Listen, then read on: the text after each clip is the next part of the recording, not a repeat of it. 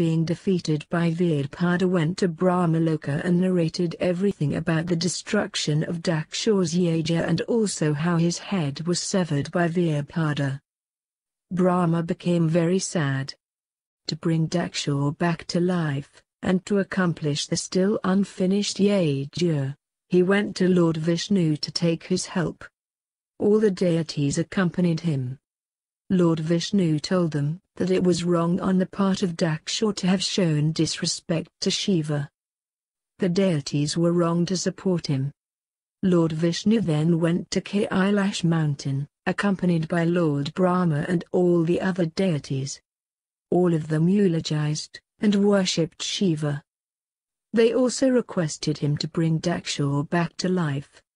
Lord Shiva became very pleased, and agreed to make Daksha alive. All of them went to Kanokal, where Daksha had organized the yaja ceremony. Virpada accompanied them. When they reached the site, Lord Shiva could not hold his laughter after seeing the destruction of the site. Anyway, he joined the head of a goat to the torso of Daksha's body and made him alive.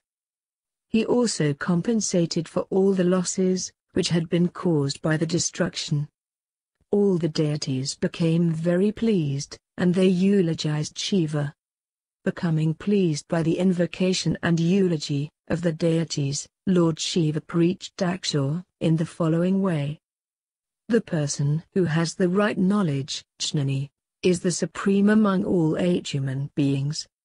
An action which is performed in one's ignorance and jealousy does not liberate a man from his world bondages. Oh, Daksha then accomplished his yaja singing the praise of Lord Shiva. He also gave lots of donation to the Brahmins. Everybody returned to their respective houses, being fully satisfied. Sati, the daughter of Daksha, was reborn as Gauri, the daughter of Himalaya and Mana.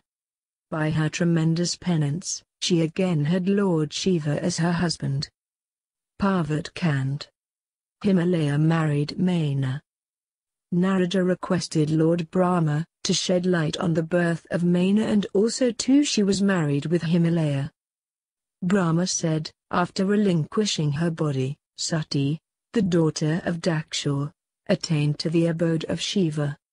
In her next birth she was born to Mana, the wife of Himalaya, and was known as Parvati. Mana had done great service to Sati in her previous life, considering as her own daughter. For this reason she was blessed and got Parvati as her daughter. Parvati did tremendous penance and got Lord Shiva as her husband. Continuing with his story, Brahma said, once Himalaya, the king of the mountains, decided to marry with the desire of expanding his lineage. The deities came to know about his desires, and so they went to the Pitras and requested them to give their daughter, Mana, so that Himalaya could marry her.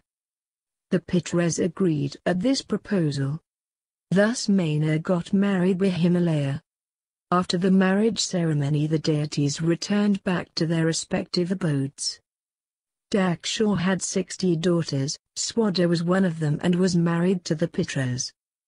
In due course of time 3 daughters were born to them, Mana, Danya, and Kalawati. Once all the 3 of them went to Swadvishnu. Right then, sages like Sanak, Sanandan etc., arrived there. Everybody present there stood up in reverence, but Mana, Danya and Kalawati could not identify who they were, and hence they remained sitting. Not only that, they did not even make any salutations to them. The sages became angry and cursed them to be born as humans in their next birth. Mana, Danya and Kalawati became very afraid and requested to be pardoned. Sage Sanak, feeling pity on them, told that Mana would become the wife of Himalaya in her next birth and give birth to Parvati. Similarly, Danya would be married to King Janaka and Sita would be born to them. Similarly, Kalawati would be married to Vrishpan and Radha would be born to them. Sage Sanak also told them that in this way all 3 of them would attain to the heaven. Brahma told Narada that after getting married with Mana, Himalaya enjoyed a happy married life for a long time. Once, Lord Vishnu paid a visit to his place, accompanied by all the deities. Himalaya was very pleased by his arrival. After making salutations, he asked for the purpose of their visit. The deities revealed to them that very soon the incarnation of Sati, Parvati, is going to take place. Therefore, O Himalaya, be prepared for that glorious occasion, said the deities. Himalaya was very pleased at this news. The deities started invocating Uma. Being pleased by the invocation made by the deities, Goddess Uma assured the deities about her arrival in this world. She told that her incarnation would take place in the house of Himalaya, and by the virtues of her tremendous penance she would get Lord Shiva as her husband. She also told the deities that she was satisfied by the service of Mana, done to her in the previous life.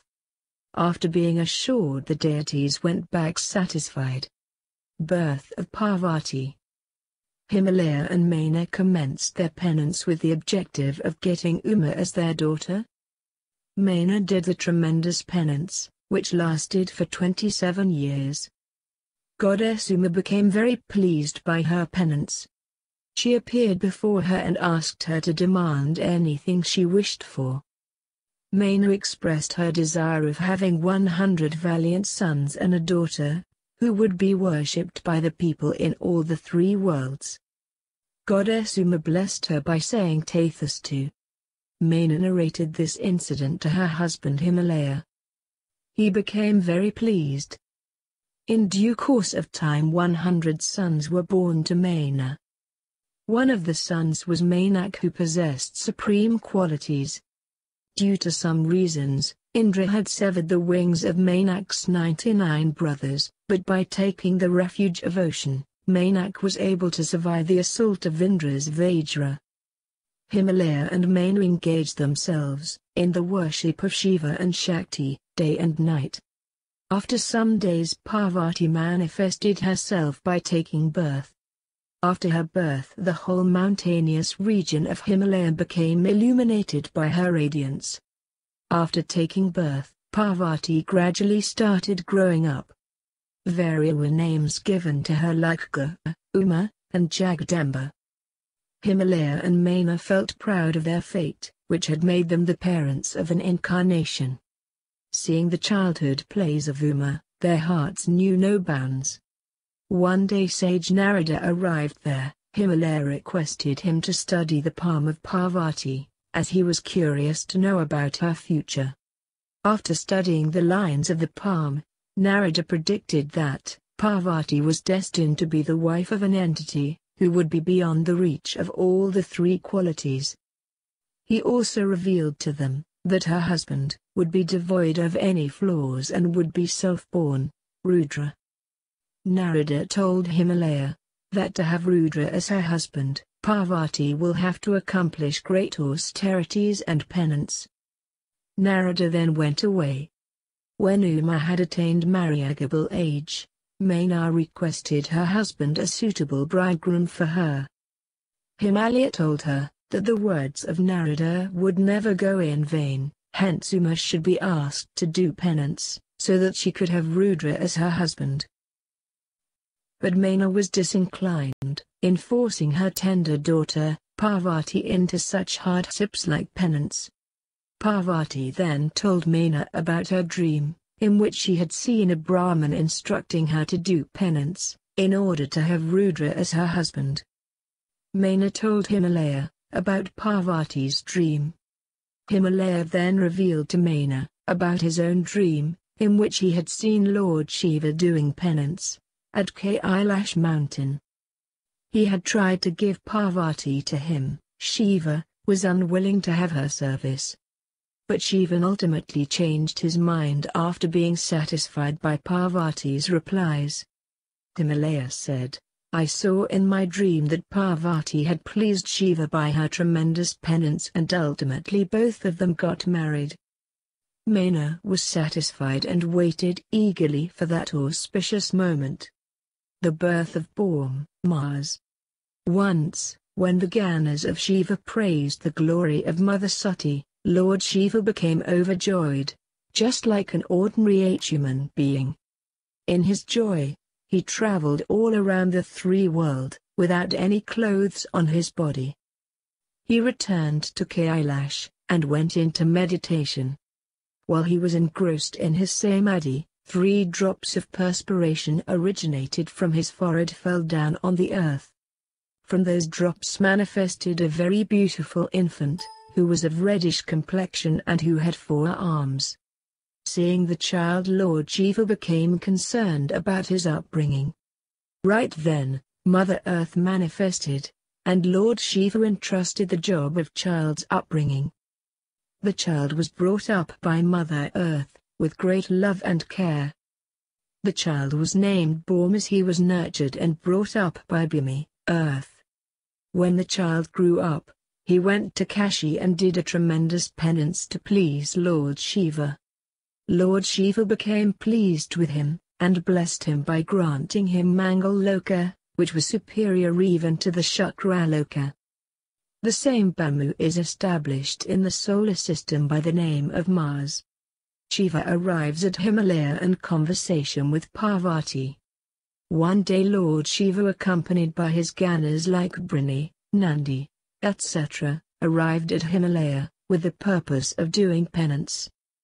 When Parvati Father Himalaya came to know about his arrival, he went to receive him.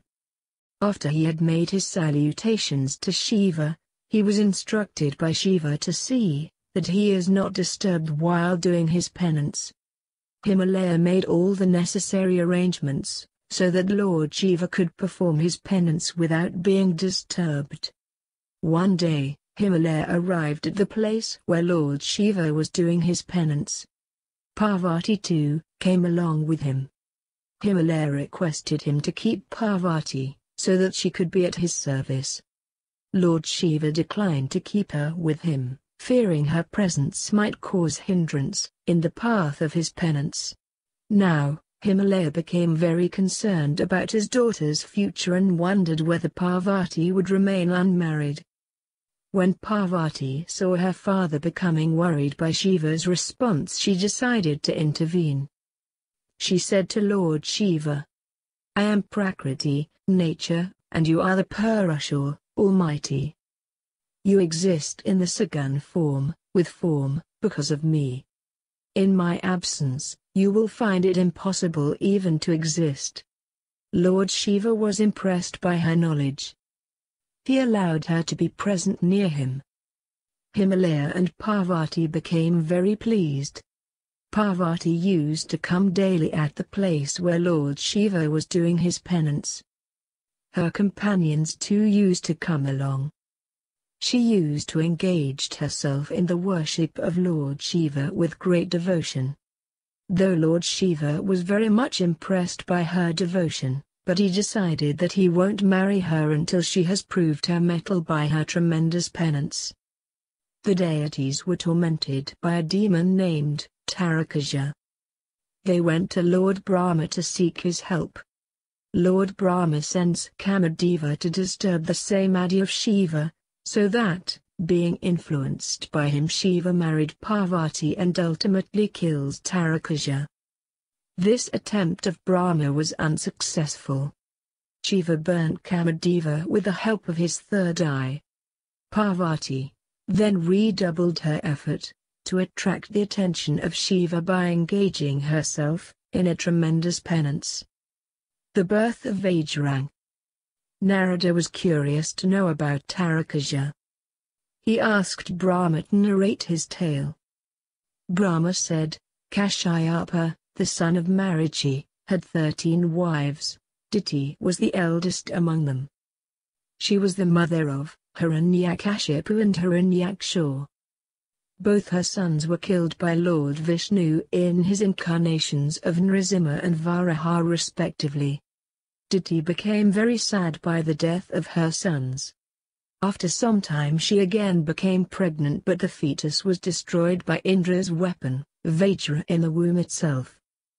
However, Indra was not able to destroy the fetus completely, but was only successful in dividing the fetus into 49 parts. These 49 parts later on became famous as Marorganas. Again Diti gave birth of Vajrang, who was very valiant and brave. When he grew up, Diti ordered him to defeat the deities. With his mother's permission and blessings, Vajrang defeated the deities and held them captive. He fastened all the deities. He himself became the king of heaven. Seeing the pitiable state of the deities, Brahma, went to Vajrang accompanied by Kashyapa and requested him to free the deities. Vajrang agreed to free them, but said he did not have any aspiration of becoming the king of heaven, he only wanted to teach a lesson to Indra. Vajrang returned the heaven to the deities.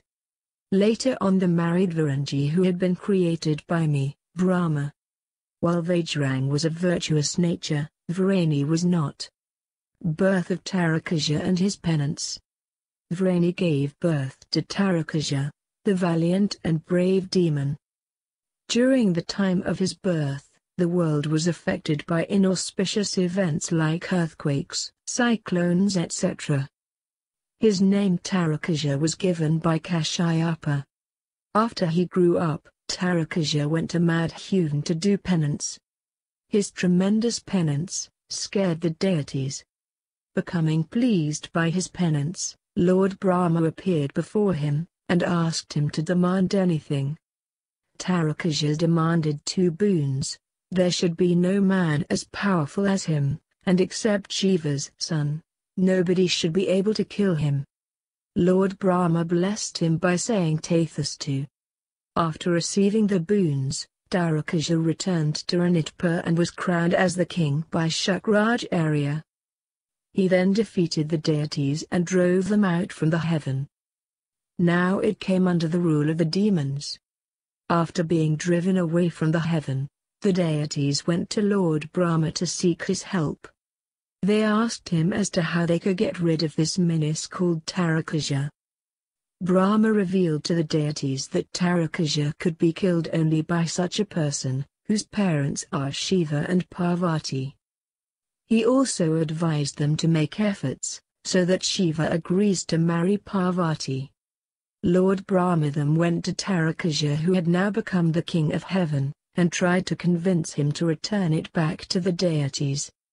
Terracotta agreed to relinquish the heaven and give it back to the deities.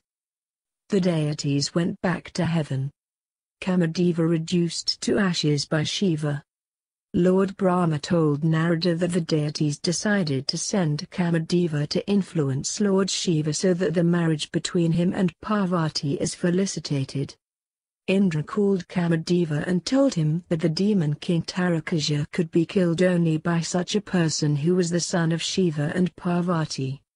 Indra instructed Kamadeva to arouse passion in Lord Shiva, so that he agrees to marry Parvati. Kamadeva, accompanied by his wife Rati, went to Lord Shiva to accomplish his mission. After reaching the place where Lord Shiva was engrossed in his meditation, Kamadeva made repeated attempts to arouse passion in the heart of Lord Shiva, but his actions were of no avail. Right then, Kamadeva saw Parvati, arriving accompanied by her companions. She was looking divine in her beauty. Just at that moment, Lord Shiva too had come out of his meditational trance. Kamadeva thought that it was the most appropriate moment to have a go. Kamadeva struck Lord Shiva with his Kamabana, which did have a deep impact on him. Lord Shiva was struck by the awesome beauty of Parvati, and his heart became full of passion for her. But at the same time, he was surprised at the sudden change in his behavior. He realized that it was an act of Kamadeva. Lord Shiva looked all around him. He saw Kamadeva standing towards his left side, with a bow and arrows in his hands. Now he was fully convinced that it was indeed an act of Kamadeva. Kamadeva became terrified. He started remembering God. But before the deities could come at his rescue, the third eye of Lord Shiva got opened and Kamadeva was reduced to ashes. Parvati got scared after seeing Lord Shiva in such a destructive anger. She went to her house along with her companions. Rati, the wife of Kamadeva, wept inconsolably. The deities arrived and consoled her, by saying that by the grace of Lord Shiva, her husband would be alive once again. After that the deities went near Lord Shiva, and did his worship. They told him that it was not the fault of Kamadeva, as he had acted in accordance with the aspirations of the deities. They also told him the mystery of Terracotta's death. The deities then requested him to make Kamadeva alive, once again. Lord Shiva told the deities that Kamadeva would take birth as the son of Krishna and Rukmani in the era of Dwapar. A demon by the name of Shambha would throw him off, in the sea. He would kill that demon and marry Rati, who too would be living in a city near the sea. But the deities were not satisfied. They requested Lord Shiva to help Rati, to unite with her husband. Lord Shiva then told them that Kamadeva would become his garner, but he also warned them against revealing this fact to anybody. Rati then went to the city, where the demon Shambha was expected to appear in the era of Dwapar. The deities too went back to the heaven.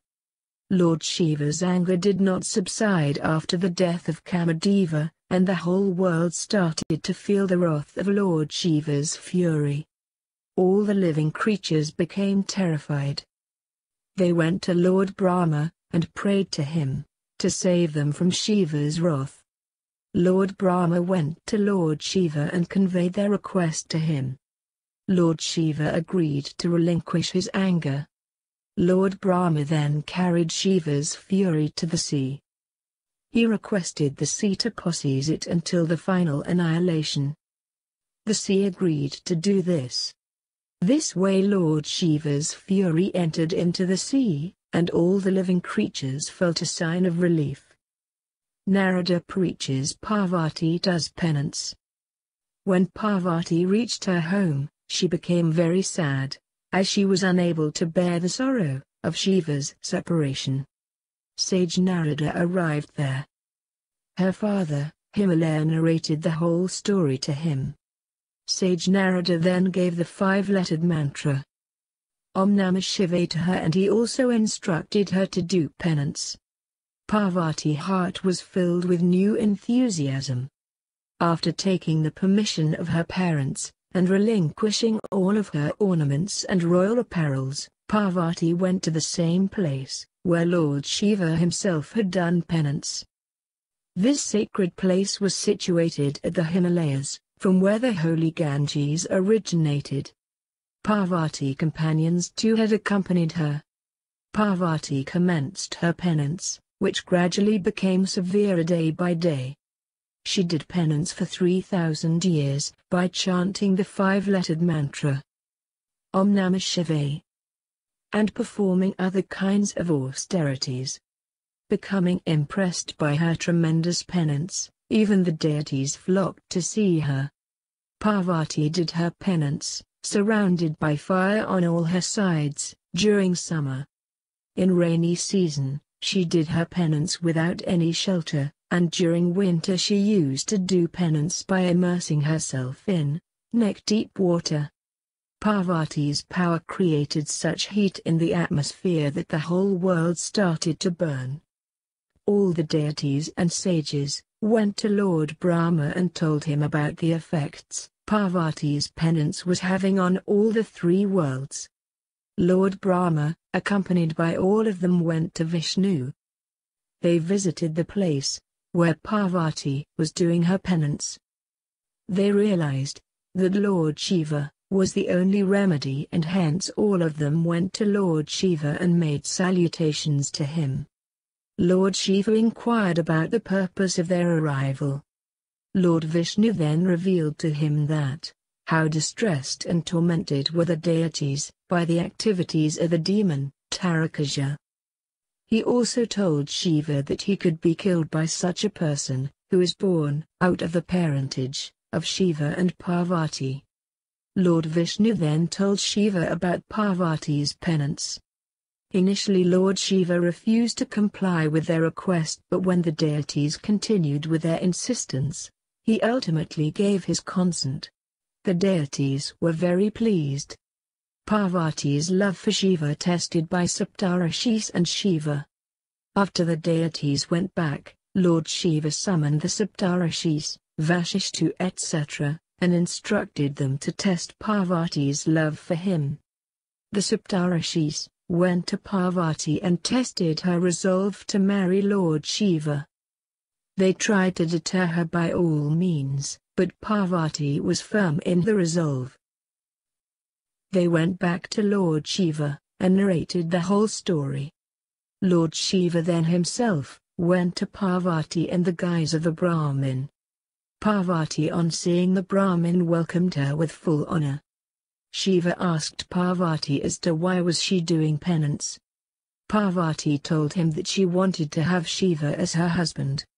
Lord Shiva, who was in the guise of a Brahmin, started cursing Shiva to see how Parvati reacted to it. Parvati replied that in spite of her penance Shiva did not appear, so she has decided to give up her life in burning pyre. After saying like this, Parvati requested the Brahmin to go back, and she herself entered into the burning pyre, but remained unharmed. Lord Shiva was very pleased to see her firm resolve and devotion. He again asked her as to what was the purpose behind doing such a tremendous penance. Parvati told the Brahmin, who in reality was Shiva himself, that she wanted to have Shiva as her husband at any cost.